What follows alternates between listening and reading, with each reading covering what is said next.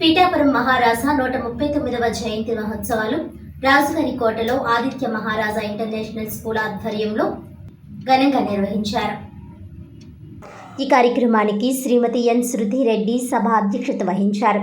ముఖ్య అతిథిగా ఎస్విఎస్ఎన్ వర్మ హాజరయ్యారు. ఈ సందర్భంగా వర్మ మాట్లాడుతూ పీఠాపురం మహారాజా వారికి విద్య మీద ఎక్కువ మక్కువ ఉండేదని కొనియాడారు. కాకినాడ పిఆర్ కాలేజీకి 36 ఎకరాల భూమిని ఇవ్వడం జరిగిందని అన్నారు.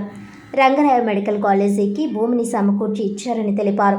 పిఠాపురంలో శ్రీ సంస్థానం ఏర్పాటు చేసి దానికి 500 ఎకరాలు పంట భూమిని కేటాయించారు. పిఠాపురంలో చదువుతున్న నిరుపేద విద్యార్థులకు భోజన వసతులు ఏర్పాటు చేయడానికి ఆ భూముల్లో పండిన పంటను సమకూరుస్తున్నారని కొనియాడారు. రాజావారి జయంతి కార్యక్రమాన్ని పిఠాపురం నియోజకవర్గం ప్రజలందరూ జరుపుకోవాలని తెలియజేశారు. ఈ కార్యక్రమంలో ఆదిత్య విద్యా సంస్థల అధినేత నల్లిమిల్లి శేషారెడ్డి, ప్రముఖ న్యాయవాది సయ్యద్ అహ్మద్ అలీ, టీడీపీ కౌన్సిలర్ కొల్ల బంగారుబాబు, దేవస్థానం మాజీ చైర్మన్ కొండపూడి ప్రకాష్ తదితరులు పాల్గొన్నారు.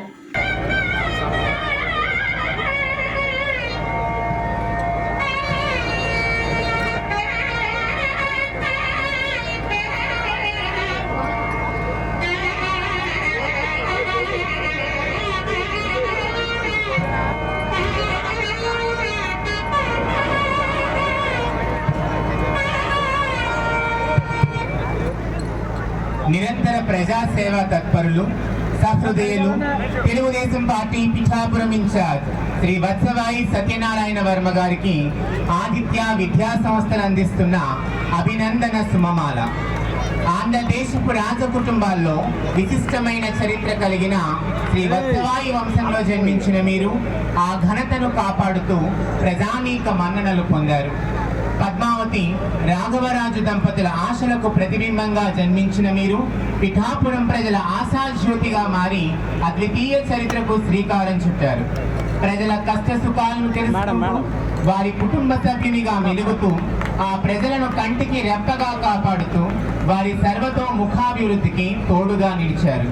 ఈరోజు పిఠాపురం అంటే వర్మని, వర్మ అంటే పిఠాపురం అని అందరూ త్రికరణ శుద్ధిగా నమ్ముతున్నారంటే మీ కృషి, పట్టుదలలే కారణం. అభివృద్ధికి చిరునామా అయిన మీరు తెలుగుదేశం టికెట్ లభించకపోయినా స్వతంత్ర అభ్యర్థిగా పోటీ చేసి ఘన విజయం పొంది మీ సత్తా నిరూపించుకున్నారు. తర్వాత తెలుగుదేశం పార్టీలో ప్రవేశించి అధినేత శ్రీ నారా చంద్రబాబు నాయుడు గారి సదాశయాలకు నిలువుటద్దంగా ప్రజా సేవలో తరించారు. పిఠాపురం ప్రజలకే కాకుండా యావదాంధ్ర తెలుగుదేశం పార్టీ రాష్ట్ర అధికార ప్రతినిధిగా పార్టీని తిరిగి అధికారంలో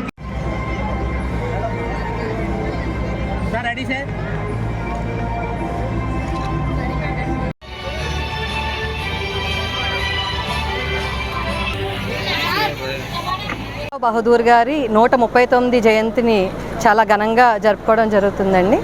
సో ఈరోజు క్లోజింగ్ సెరమనీ, కానీ గత 3 రోజులుగా మొత్తం 11 విభాగాల్లో ఇంటర్ స్కూల్ కాంపిటీషన్స్ పెట్టడం జరిగింది. సో ఆ క్రీడల్లో మొత్తం బాలులు ఇద్దరూ కూడా చాలా బాగా పార్టిసిపేట్ చేసి చాలా కాంపిటేటివ్గా మొత్తం అన్ని గేమ్స్లో పార్టిసిపేట్ చేయడం జరిగింది. సో ఈ పిఠాపురంలో రాజుగారి బర్త్డే సెరమనీ జరుపుకోవడం ఆదిత్య విద్యా సంస్థల ద్వారా మాకు చాలా సంతోషంగా ఉంది. సో దీనికి సపోర్ట్ చేస్తున్న మా చైర్మన్ శేషారెడ్డి గారికి, సో ఆయన మన రత్నారావు గారు, సో ఆయన విద్యా సంస్థలకి సుమారు 4 ఎకరాలు ఒక మంచి సిబిఎస్ఈ స్కూల్ పెట్టమని చెప్పి కోరడం, దానికి మా చైర్మన్ సార్ ఒప్పుకోవడం. సో మరికొన్ని రోజుల్లో పిఠాపురం జనాలందరికీ కూడా మంచి స్టాండర్డ్స్తో, ఆల్రెడీ పిఠాపురంలో 2000+ స్టూడెంట్స్ చదువుతున్నారు. సో ఒక ఇంటర్నేషనల్ లెవెల్లో ఆ సిబిఎస్ఈ స్కూల్ ముందుకి తీసుకెళ్తామని చెప్పి మరొకసారి అందరికీ తెలియజేస్తున్నాను. ఎమ్మెల్యే ఎక్స్ఎమ్మెల్సీ వారి కాల్లో డైరెక్టర్ శృతి గారి ఆధ్వర్యంలో ఈరోజు పిఠాపురం మహారాజా గారి 139వ జయంతి సందర్భంగా చక్కటి కార్యక్రమం, మరి క్రీడాకారులు అందరికీ కూడా స్పోర్ట్స్ నిర్వహించి మరి ఈరోజు ప్రైజ్ డిస్ట్రిబ్యూషను. ఈ కాలేజీలో మొత్తం సుమారు 75,000 మంది ఇంజనీరింగ్ కాడి నుంచి ఎల్కేజీ వరకు కూడా పిల్లలు చదువుకుంటున్నారు. విద్య ప్రజలందరికీ అందుబాటులో ఉండే విధంగా కింది స్థాయి వరకు కూడా మరి ఆదిత్య గ్రూప్ తీసుకెళ్తా ఉంది. మరి పిఠాపురం మహారాజు గారి చరిత్ర ఎంచేదంటే కాకినాడ పిఆర్ కాలేజీకి 36 ఎకరాలు డొనేట్ చేశారు. అలాగే రంగరాయ మెడికల్ కాలేజీకి ఇచ్చారు. అలాగే చాలా రకాలుగా విద్య గురించి ఆయన దాతృత్వంతో చేశారు. పిఠాపురాన్ని శ్రీ సంస్థానం స్థాపించి 500 ఎకరాల భూమి పేదవాళ్ళు నియోజకవర్గంలో పిఠాపురం హెడ్ క్వార్టర్కి చదువుకోవడానికి వచ్చిన వాళ్ళకి భోజన వసతుల గురించి పెట్టడం జరిగింది. ఆ భూమిని నేను వెనక్కి తీసుకుని దాన్ని మరలా 55 లక్షల ఆదాయం వచ్చేలాగా ప్రతి సంవత్సరం తయారు చేసి రాజాగారి పేరు మీద మరి అక్కడ ఉచిత పాలిటెక్నిక్ కోచింగు ఇవన్నీ కార్యక్రమాలు చేయడం జరిగింది. ఈవేళ రాజాగారు విద్య మీద ఎక్కువ మక్కువ ఆయనకి. మరి అదే ఏరియాలో ఇక్కడ ఆదిత్య గ్రూప్ వారు మరి ఇక్కడ సిబిఎస్ఈ స్కూల్ పెట్టడం చాలా గర్వకారణం. ఎందుకంటే పిఠాపురం ప్రజలందరికీ కూడా పిల్లలందరికీ కూడా దగ్గరలో సిబిఎస్ఈ సిలబస్ దొరుకుతుంది కాబట్టి అదేవిధంగా ఆ గ్రూపులో పేదవాళ్ళు కూడా ఫీజు లేని వాళ్ళకి కూడా మాలాంటి వాళ్ళు కానీ ఎవరన్నా వెళ్ళినా సరే రిడక్షన్ చేసి పేదవాళ్ళు చదువుకునే విధంగా వాళ్ళు కూడా సపోర్ట్ చేస్తూ ఉన్నారు. ఎక్కడైతే బ్రాంచెస్ ఉన్నాయో అన్ని బ్రాంచెస్లోని మరి ఆ గ్రూప్ ఇంకా ముందుకెళ్ళాలని ప్రతి కింది స్థాయి గ్రామాల వరకు వెళ్ళి పేద ప్రజలకు ఉపయోగపడాలని కోరుకుంటున్నాం. చెప్పండి మీరు.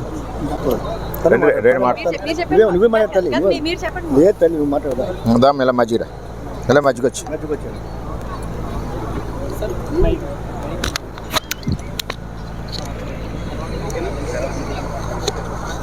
అలా ఆ రోజు కంగారుగా ఉన్నాడు మైక్ పోతాడు.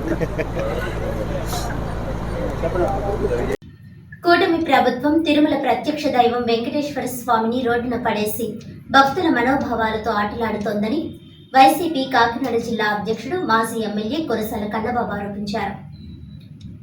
శనివారం తన నివాసంలో ఆయన మీడియా సమావేశం నిర్వహించారు.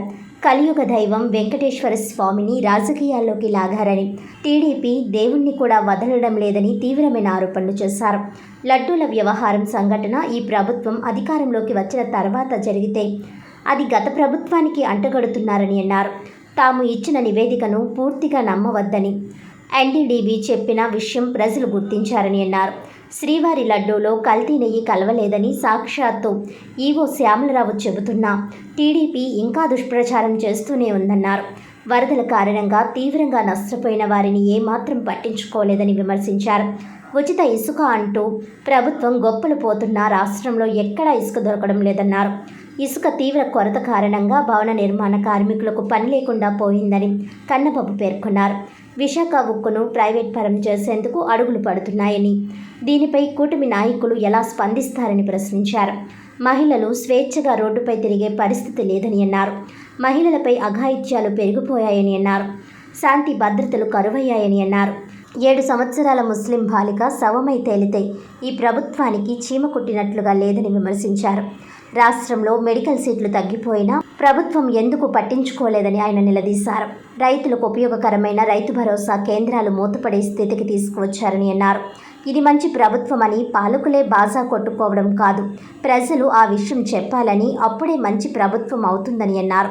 ఉల్లిపాయల ధరలు విపరీతంగా పెరిగిపోయాయి. బియ్యం, వంట నూనెలు ధరలు ఆకాశంలో ఉన్నా ఎందుకు ప్రభుత్వం ధరల స్థిరీకరణ గురించి పట్టించుకోవడం లేదన్నారు. ప్రజా సమస్యలను పక్కదారి పట్టించడానికే తిరుమల లడ్డూపై దుష్ప్రచారం చేస్తున్నారని విమర్శించారు. కాకినాడలో గతంలో ట్రక్కు ఇసుక 16,000 ఉంటే ఇప్పుడు 30,000 రూపాయలు తీసుకుంటున్నారని తెలిపారు. ఎంతో పవిత్రమైన తిరుమలలో గోవింద నామస్మరణ తప్ప మరేమీ జరగకూడదు, కానీ టీడీపీ చంద్రబాబు నామస్మరణ చేయిస్తోందని అన్నారు. చంద్రబాబుది భక్తి కాదు, ప్రచారంతో లబ్ధి పొందాలనే తాపత్రయమని తీవ్రంగా విమర్శించారు. చంద్రబాబు ప్రభుత్వం ప్రజా సమస్యలను గాలికి వదిలేసిన ప్రధాన ప్రతిపక్షంగా వైసీపీ విమర్శించదని, పోరాటాలు చేసి ప్రజలకు అండగా ఉంటామని అన్నారు. మద్యం పాలసీ మార్చేసి 15 లక్షల ఉద్యోగాలు తీసేశారని కన్నబాబు దుయ్యబట్టారు. కల్తీ జరిగిందని, మరొక చోట జరగలేదని, ఎందుకు ఈ విధంగా వ్యత్యాసాలు వచ్చాయి, కేంద్ర క్వాలిటీ కంట్రోల్ ఏజెన్సీ పరిశోధనా ఫలితాలు ఎందుకు విడుదల చేయట్లేదని కూడా ఏదో సంఘటన జరిగితే సెప్టెంబర్లో చంద్రబాబు నాయుడు గారు ముఖ్యమంత్రిగా జంతు కొవ్వులు కలిసినాయని చెప్పి మాట్లాడుతున్నారు. మరోపక్క అసలు కలవలేదు, కలిసిన వెజిటబుల్ ఫ్యాట్స్ కల్తీ జరిగిన నెయ్యిని మేము వినియోగించలేదని పదే పదే ఈవో చెప్తా ఉన్నారు. సుప్రీంకోర్టు కూడా అదే నివేదించారు. ఎందుకింత ప్రభుత్వాధినేతగా ఉండి ఇలాంటి దిగజారుడు వ్యాఖ్యలు ఎందుకు చేశారని మేము ప్రశ్నిస్తాం.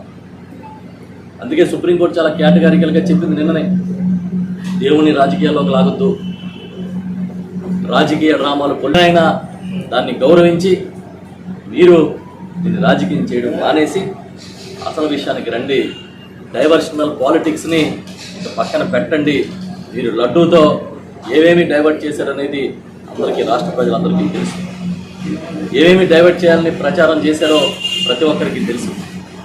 వాళ్ళు మేము అడుగుతున్నాం, మీరు ఇంత దుర్మార్గంగా ప్రచారం చేస్తూ ఉంటే ఈ దేశంలో ఇంత దుర్మార్గమైన పద్ధతిలో వెళ్తున్న రాజకీయ పార్టీ ఏదీ లేదని ఇతర రాష్ట్రాలు కూడా అనుకునే విధంగా మీరు ప్రవర్తిస్తుంది. దీన్ని బట్టి అర్థమవుతుంది మీరు చేసే ప్రచారం అంతా కూడా జగన్మోహన్ రెడ్డి గారిని టార్గెట్ చేయడానికి ప్రచారం చేస్తున్నారు. ఇగో మరొక భక్తుడంట, ముఖ్యమంత్రిని బట్టి టీటీడీ అని చెప్పాడంట. అంటే ఇప్పుడు చంద్రబాబు నాయుడు గారు వస్తే టీటీడీ అద్భుతంగా ఉందనేది ఆయన ప్రచారం. ఇంకొకటి, ఈయనేమో తలనీలాలు సమర్పించిన భక్తులు ఫోటో పెట్టారు ఇక్కడ. అంటే అప్పుడే తిరుమల వచ్చి ఉంటాడు ఈయన, అంతే కదా. తిరుమల రోజు వెళ్ళాం కదా, ఎప్పుడో ఒకసారి వెళ్తాం, అప్పుడే వచ్చి ఉంటాడు. ఆయన ఫోటో పెట్టి ఏం రాస్తారంటే, ఇదివరకు లడ్డూలు ఇంటికి పట్టుకెళ్తే పూజ పట్టేసేది, ఇప్పుడు అసలు పాడవడం లేదు, రుచి బాగుంది. ఈయన ఎప్పుడు పట్టుకెళ్ళాడు ఇంటికి, ఎప్పుడు పూజలు పెట్టాడు. ఈయన లడ్డు కొని పట్టుకెళ్తా కదా పూజ పడుతుందో లేదు తెలిసేది. చూడు ఎంత దుష్ప్రచారం అయితే తెలుగుదేశం పార్టీ. మొత్తం ప్రపంచాన్ని చుట్టూ వస్తుంది, ఈ లోపల మన పని మనం చేసుకుంటామంటే సాధ్యం కాదు. అందుకే చెప్తున్నాం, ఆంధ్రప్రదేశ్లో ప్రధానమైన సమస్యలు చాలా. ఈ శాండ్ సంబంధించి ఒక రిసీట్ తిరుగుతూ ఉంది, దాంట్లో 9,276 రూపాయలు ట్రాన్స్పోర్ట్ కింద చూపించారు. మొత్తం విలువేమో 16,640 రూపాయలు చూపించారు. మరి 9,276 రూపాయలు ఇసుక ట్రాన్స్పోర్ట్ ధర అయితే మిగతా మొత్తం ఏంటది? ఏ బాబుతో కనీసం ఆ రిసీట్లో లేదు. ఎవరికి వెళ్తుంది ఈ బాబతంతా? దేని నిమిత్తం మీరు వినియోగదారుడి దగ్గర వసూలు చేశారు? ఇప్పుడే నాకు వేరే పెద్దలు చెప్తా ఉన్నారు నాయకులు, ఈ జిల్లాకి భద్రాచలం నుంచి తీసుకొస్తుందని, విశాఖపట్నానికి ఒరిస్సా నుంచి తీసుకొస్తుందని. కాకినాడలో తీసుకుంటే గతంలో ఒక ట్రక్ ఇసుక 16-18 వేలకి దొరికితే ఇవాళ 30 వేలకి తక్కువ లేదని చెప్తా ఉన్నారు. విశాఖపట్నంలో ఇసుకకి భారం పడింది, అది కూడా దొరకడం లేదు. మేము అడుగుతా ఉన్నాం, మీరు ఆన్లైన్ సిస్టమ్ అన్నారు, ఎక్కడైనా శాండ్ ఆన్లైన్ సరిగా పనిచేస్తుందా? అంతకుముందు వైఎస్ఆర్ పార్టీ ప్రభుత్వం అధికారంలో ఉన్నప్పుడు ఈ స్లాగ్ సీజన్లో ఏదైతే వరదల సమయాన్ని దృష్టిలో పెట్టుకుని ఆ రోజు పెట్టిన స్టాక్స్ అన్నీ ఏమైపోయాయి? ఎందుకు ఈ విధంగా మీరు ఇసుక అనేది పెద్ద సమస్య కాదన్నట్టుగా చూస్తూ ఉన్నారు? వేరేమో ఉచిత ఇసుక 30,000 40,000 పెట్టి ఒక ట్రక్ కొనుక్కునే పరిస్థితి. 4,000 మంది కార్మికుల్ని తొలగించారని ఆందోళనలు జరుగుతూ ఉన్నాయి. మాటల్లో ప్రకటనలో తప్ప కార్యాచరణలో దాన్ని కాపాడే కార్యక్రమం జరగడం లేదు. ఆ విశాఖ ఉక్కుని కాపాడేందుకు ఒక్క చర్య కూడా ముందుకు తీసుకోలేదు. 7 ఏళ్ల బాలిక శవమై తేలితే ఈ ప్రభుత్వానికి చీమ కుట్టినట్లేదా అని ప్రశ్నిస్తున్నారు. ఈ మధ్యకాలంలో ఎంతమంది పసిపెట్టలు, ముక్కుపచ్చలారని వారు అత్యాచారాలకు గురైన సంఘటనలు బయటికి వెలుగులోకి వస్తుంటే మానవత్వం ఉందా? అసలు ఏం జరుగుతోంది? ఎందుకు కట్టడి చేయలేకపోతా ఉన్నారు? ఎందుకు పోలీస్ అంటే, వ్యవస్థ అంటే భయం పోయింది అని ఆలోచన వస్తాం. ప్రభుత్వంలో ఉన్న మీకెవరికి దీని మీద బాధ్యత లేదా అని నేను సూటిగా ప్రశ్నిస్తూ ఉన్నా. ఒకటి గుర్తుపెట్టుకోండి, మీరు ఎన్ని డైవర్షన్స్ చేసినా ఈ ప్రభుత్వం ప్రజా సమస్యలను నిలదీయడంలో వైఎస్ఆర్ పార్టీ వెనకడుగు వేయబోదు అని మళ్ళీ చెప్తున్నారు. అసలు ఏంటో దుష్ప్రచారం. టీటీడీలో రివర్స్ టెండరింగ్ రద్దు చేసామని ఇవాళ ఉదయం నుంచి పెద్దగా ప్రచారం చేసుకుంటారు. మొన్ననే కదా మీరు క్యాబినెట్లో ఈ రాష్ట్రంలో రివర్స్ టెండరింగ్ విధానాన్ని రద్దు చేసామని తీర్మానం చేశారు. సెప్టెంబర్ నెలలో టీటీడీ పిలిచిన టెండర్లన్నీ కూడా రివర్స్ టెండరింగ్ లేకుండా కూడా మీరు అవార్డు చేశారు. ఇప్పుడు వచ్చి రివర్స్ టెండరింగ్ విధానాన్ని రద్దు చేసామని ప్రచారం చేస్తారు. అసలు నాకు ఆశ్చర్యంగా ఉంది ఏంటంటే, తిరుమల తిరుపతి దేవస్థానం అనేది పవిత్రమైన ప్రదేశం. అసలు అక్కడికి వెళ్తేనే ప్రతి హిందువు పులకించిపోయే ప్రదేశం. కానీ అక్కడ గోవింద నామస్మరణ జరగాలి తప్ప ఏది జరగవు. అలాంటిది ఈ మధ్య అక్కడికి వాళ్ళే ప్రచారం చేసుకోవడానికి చంద్రబాబు నామస్మరణ చేయించే కార్యక్రమం చేస్తాం. విక్రయించిన సంఘటనలు ఉన్నాయి. చివరికి కోవిడ్ వంటి కష్టకాలంలో కూడా రైతుల్ని మార్కెటింగ్ విషయంలో ఆదుకున్నాం. ఇవాళ ఏం జరుగుతూ ఉంది? ఎక్కడైనా ధరలు పెరిగాయని మీరు ఎక్కడన్నా దాన్ని స్థిరీకరించి తగ్గించేందుకు దొరికిన చాలా అధిక ధరలకి కొనుక్కోవాల్సిన పరిస్థితిలో ఉన్నాయి. కోట్లాది మంది భక్తుల విశ్వాసాలకి సంబంధించిన వ్యవహారంతో ఆటలాడుకోవడానికి ఇవాళ సుప్రీంకోర్టు చాలా గట్టిగా చెప్పింది. కాబట్టి విచారణ నిష్పక్షపాతంగా చేసి దీంట్లో నిజానిజాలు నిగ్గు తేల్చండి. దాంతోపాటు మీరు ప్రజా సమస్యల్ని గాలికి వదిలేయకున్నారు. ప్రజల్ని వాళ్ళ మానాన వాళ్ళు పోతారులే, ఈ సమస్యలు అయ్యే పోతాయని అనుకోకుండా ఇప్పుడు నేనేవైతే సమస్యలు చెప్పానో నిత్యావసర వస్తువులు మొదలుకొని ఇసుక ధర దాకా, స్టీల్ ప్లాంట్ విశాఖ ఉక్కును కాపాడుకోవడం దగ్గర నుంచి మెడికల్ సీట్లను కాపాడుకోవడం వరకు అన్నిటి మీద కూడా చాలా గట్టిగా ఈ ప్రభుత్వం ముందుకెళ్లాలని వైఎస్ఆర్ పార్టీగా మేము కోరుకుంటూ ఉన్నామనే విషయాన్ని ఈ సందర్భంగా చెప్తూ ఉన్నాం. ఎందుకంటే అబద్ధాలతో ఎక్కువ కాలం గడపలేదు. రోజుకొక అబద్ధాన్ని సృష్టి. AP coastal zone management authority, national centre for sustainable coastal management Chennai మరియు జిల్లా కాలుష్య నియంత్రణ మండలి సంయుక్త ఆధ్వర్యంలో తీర గ్రామాల ప్రజలతో కోస్టల్ జోన్ మేనేజ్మెంట్ ప్రణాళికపై ప్రజాభిప్రాయ సేకరణ కార్యక్రమాన్ని నిర్వహించారు. జిల్లా కలెక్టర్ షణ్మోహన్ సమక్షంలో శనివారం కలెక్టరేట్ విధాన గౌతమి సమావేశ హాల్లో జరిగిన ఈ కార్యక్రమంలో కేంద్ర పర్యావరణ, అటవీ, వాతావరణ మార్పుల మంత్రిత్వ శాఖ జారీ చేసిన కోస్టల్ రెగ్యులేటరీ జోన్ నోటిఫికేషన్ 2019 ప్రకారం తయారు చేసిన నూతన కోస్టల్ జోన్ మేనేజ్మెంట్ ప్లాన్ ముసాయిదాను సభికులకు వివరించి వారి అభిప్రాయాలను సేకరించారు. ఈ సందర్భంగా జిల్లా కలెక్టర్ షణ్మోహన్ మాట్లాడుతూ సిఆర్జెడ్ నోటిఫికేషన్ 2011తో పోల్చితే 2019 నోటిఫికేషన్లో స్థానిక పరిస్థితులను పరిగణలోనికి తీసుకుని మరింత వెసులుబాటు కల్పించారని అన్నారు. అందువల్ల తీర గ్రామాల్లో నివసించే ప్రజలు, మత్స్యకారుల జీవనోపాధులకు సిఆర్జెడ్ నిబంధనల వలన ఎటువంటి అవరోధాలు ఉండబోవని అన్నారు. అలాగే సముద్రంలో కలిసే క్రిక్లలో కూడా రెగ్యులేషన్ జోన్ పరిధిని ఇరువైపులా 50 మీటర్లకు కుదించారని, మడ అడవులను ఆనుకొని ఉన్న ప్రాంతం బఫర్ జోన్ నియమాలను కూడా సవరించడం జరిగిందన్నారు. పర్యావరణానికి విఘాతం లేకుండా సిఆర్జెడ్ పరిధిలో ఏకో టూరిజం, మత్స్యకారులకు అవసరమైన సదుపాయాలు చేపట్టేందుకు వీలు కల్పించడం జరిగిందని తెలిపారు. జిల్లా కోస్టల్ జోన్ మేనేజ్మెంట్ ప్లాన్ ముసాయిదాను, మ్యాప్లను తీర మండలాల్లోని అన్ని ప్రభుత్వ కార్యాలయాల్లో ప్రదర్శించడం జరిగిందని అన్నారు. ఇంకా ఎవరైనా తమ అభిప్రాయాలను తెలియజేస్తే ఈ నెల 12వ తేదీ వరకు లిఖితపూర్వకంగా తమకు సమర్పించవచ్చునని కలెక్టర్ తెలిపారు. ఈ కార్యక్రమంలో AP coastal zone management authority Vijayawada EE Meera Subhan Shaik, national centre for sustainable coastal management Chennai సైంటిస్టులు సౌందర్య రాజన్, మాణిక్ మహాపాత్ర, జిల్లా పీసీబీఈఈ ఎంబీఎస్ శంకర్రావు తదితరులు పాల్గొన్నారు.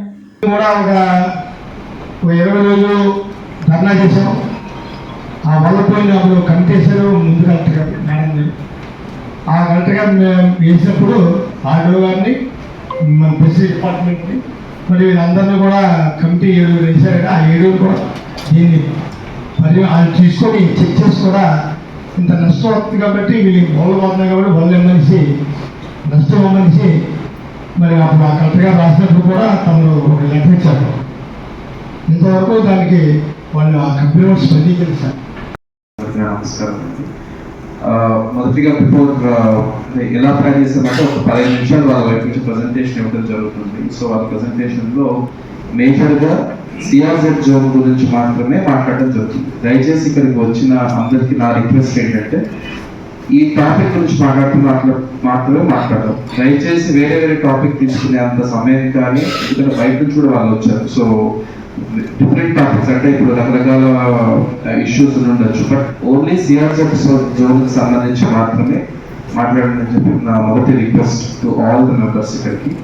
అండ్ రెండో రిక్వెస్ట్ ఫ్రమ్ మై సైడ్ ఏంటంటే, నేను పర్సనల్గా నేను ఎందుకు లేట్ అయినప్పుడు అంటే ఐ జస్ట్ వాంటెడ్ ఒకసారి అన్ని చూసి ఒకసారి వద్దాం అనుకున్నాం చదువుతూ ఉంటే. సో ఒకటి దీంట్లో నాకు తెలిసింది, నాకు బాగా వచ్చింది ఏంటంటే, ఫిషర్మెన్కి సంబంధించి ఏదైనా ఇంపాక్ట్ ఉంటుందేమో అన్న అనుమానాలు ఉన్నాయి. నేను పర్సనల్గా కూర్చొని చూసి నాకు అర్థమైంది ఏంటంటే, ఫిషర్మెన్కి సంబంధించి ఫిషర్మెన్ ఇవాళ చేస్తున్న ఫిషింగ్ సంబంధించి సిఆర్జెడ్ మ్యాప్ కానీ ఎన్సిఎస్కి కానీ ఎలాంటి సంబంధం లేదు.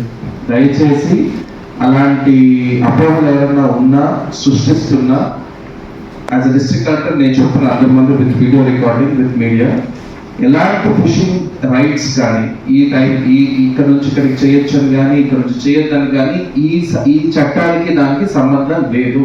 దయచేసి ఎలాంటి అపోహలు సృష్టించే వరకు కూడా మీరు అంటే ధైర్యంగా చెప్పచ్చు, దీనికి మాకు సంబంధం లేదు. మనకి ఈ రోజు ఎన్ని కిలోమీటర్లో మనం ట్రెడిషనల్ ఫిషింగ్ చేయొచ్చు, ఎన్ని కిలోమీటర్లు దాటిన తర్వాత డీప్ సీ ఫిషింగ్ చేయొచ్చు, ఎన్ని కిలోమీటర్లు దాటిన తర్వాత మోటార్ బోట్లు వెళ్తాయి, ఇవన్నీ ఇప్పుడు ఎలా అయితే ఉందో దానికి ఎలాంటి మార్పులు చేర్పులు ఈ మ్యాప్ వల్ల ఉండవు. దయచేసి ఈ పాయింట్ అందరూ గుర్తించాలి. దానికి సంబంధించి ఏదైనా అపోహలు ఉన్నా దాని గురించి మనం ఇప్పుడు ఇక్కడ ఇబ్బంది పడాల్సిన అవసరం లేదు. దాని గురించి ఆలోచించాల్సిన అవసరం లేదు. ఎందుకంటే నాకు ఎందుకో సంభవం లాస్ట్ మీటింగ్ లో కూడా అలాంటి ఇష్యూలో రేజ్ చేస్తున్నారనే నాకు కొంచెం ఇన్ఫర్మేషన్ ఉంది. సో అందుకని చెప్తున్నాను.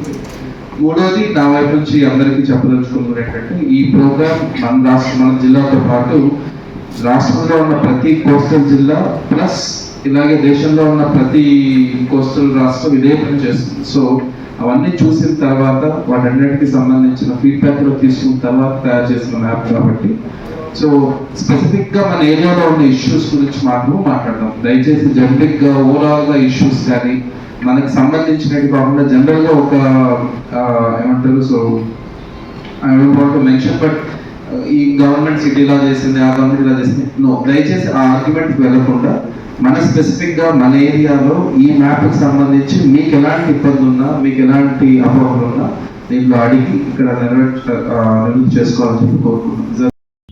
వార్తలను ముఖ్యాంశాలు మరోసారి. కాకినాడ రెవెన్యూ డివిజనల్ ఆఫీసర్గా బాధ్యతలు స్వీకరించిన ఎస్ మల్లిబాబు. ప్రజా సమస్యల పరిష్కారానికి ప్రభుత్వ పథకాలను ప్రజలకు అందించడంలో చిత్తశుద్ధితో పనిచేస్తానని వెల్లడి.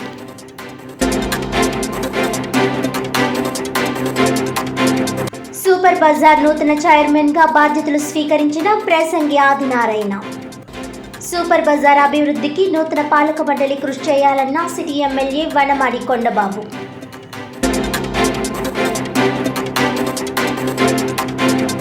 కాకినాడ జిల్లా తీర గ్రామాల ప్రజలతో కోస్టల్ జోన్ మేనేజ్మెంట్ ప్రణాళికపై ప్రజాభిప్రాయ సేకరణ.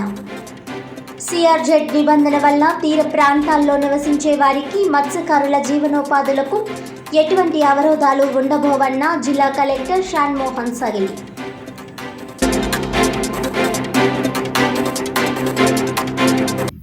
ఈనాటి వార్తలు ఇంతటితో సమాప్తం. తిరిగి వచ్చే వీడియోలో మళ్ళీ కలుద్దాం. అంతవరకు సెలవు. నమస్కారం.